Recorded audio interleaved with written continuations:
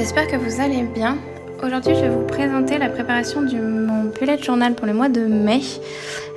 Alors, j'ai eu un petit souci quand j'ai voulu commencer à faire la vidéo, ça n'a pas filmé le début, donc vous n'avez pas la préparation des premières branches, mais vous pourrez le voir par la suite.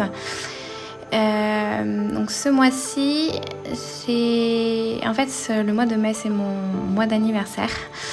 Et je voulais un thème dans les couleurs violet parce que j'adore le violet, c'est ma couleur préférée. Et donc du coup, je voulais que ça se reflète dans le mois de mai. Et j'ai décidé de refaire le thème sur la lavande que Amanda Rachley avait fait en mai 2018, il me semble. Alors, honnêtement, j'avais l'image de ce thème dans ma tête, mais j'ai pas regardé la vidéo d'Amanda Rachley avant de dessiner mon thème. Je l'ai re-regardé après avoir fini, alors c'est un petit peu différent. Honnêtement, entre nous, moi je préfère quand même la façon dont elle a dessiné les branches de lavande. Je les trouve beaucoup plus jolies que ce que j'ai fait. Mais bon, c'est pas très grave, au moins ça fait un petit truc un petit peu différent. Et puis c'est à ma sauce, c'est un peu personnalisé. Du coup là on passe au calendrier, donc c'est toujours classique, les cases font 5 par 5 et puis après je mets des petites branches de lavande un peu partout pour combler un peu la page. Et j'aime vraiment beaucoup le rendu que ça fait avec les petites branches de lavande. Je trouve ça très simple, c'est hyper facile à dessiner et puis ça a son petit effet, donc je trouve ça super sympa. J'espère que ça vous plaira.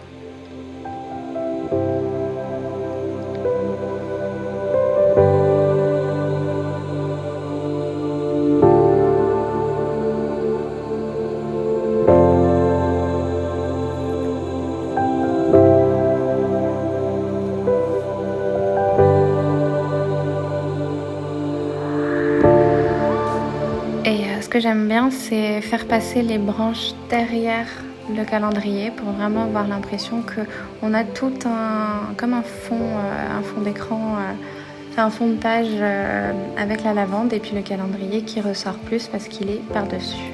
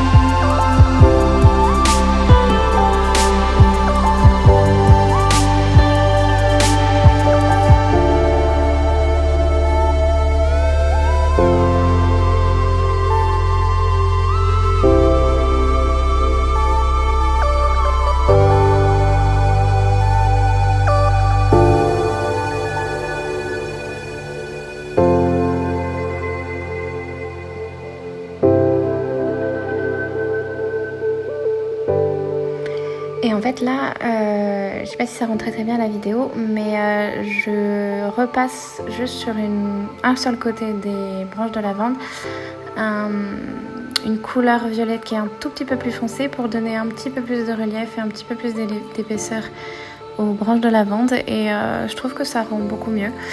Et puis ça rend plus sympa. Et puis là, je fais simplement les chiffres en violet qui sont très légers, du coup je peux facilement écrire par-dessus. Et puis je rajoute également du gris assez pâle sur les contours des cases pour leur donner un petit effet de relief. Pour la page d'après, donc j'ai décidé de recréer une Dutch Door que j'avais beaucoup aimée au mois précédent. Donc j'arrondis les angles avec une perforatrice que j'avais eue à Action.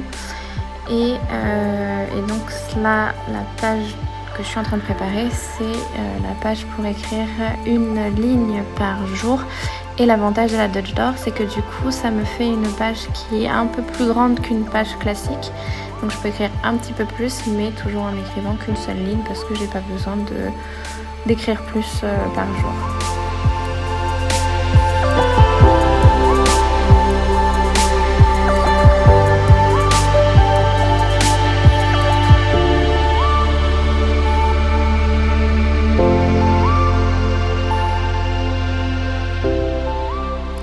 Et donc ce qui se cache derrière la Dutch Door, c'est toujours donc la page de Pense Bête, qui me permet comme tous les mois d'avoir un petit espace pour pouvoir écrire, faire des listes, un peu comme j'en ai besoin en fonction du mois. Et sur la partie gauche, donc la partie qu'on voit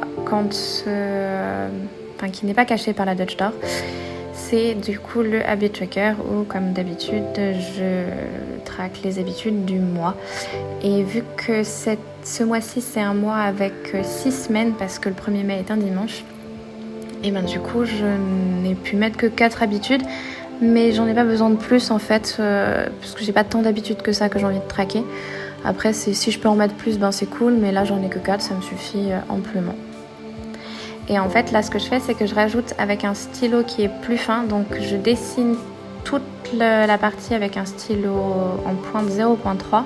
Et là, j'utilise une pointe 0.1 pour me permettre de refaire un tracé de la branche, que ce soit de la lavande ou des branches d'herbe. Pour donner, pareil, un petit peu plus de profondeur de relief et un petit effet un peu plus fini et un peu plus sympa que j'aime beaucoup. C'est ce petit détail-là qui finissent mieux le dessin et je trouve que ça donne vraiment son petit effet à la fin et je trouve que c'est cool.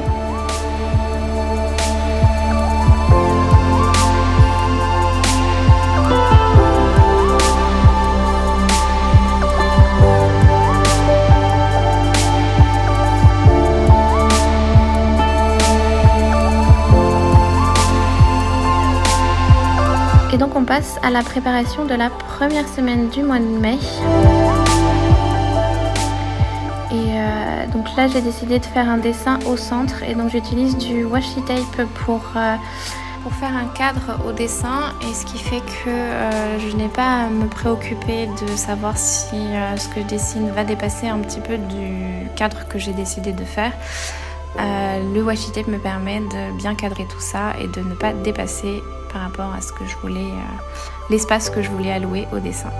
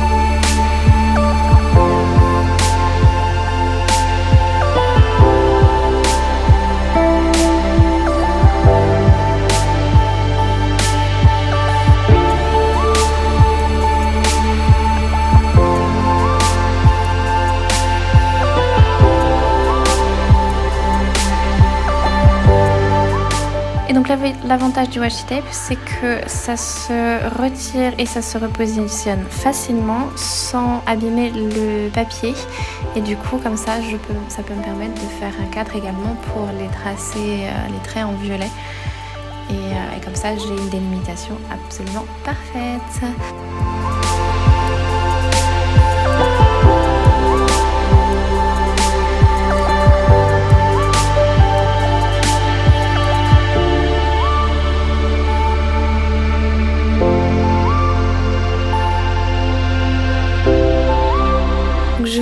toute la préparation de tout le mois.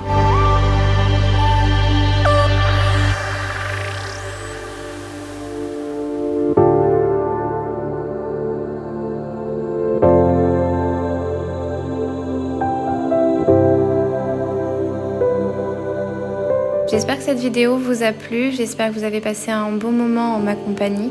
Si c'est le cas, surtout n'hésitez pas à mettre un petit pouce vers le haut, écrire un petit commentaire.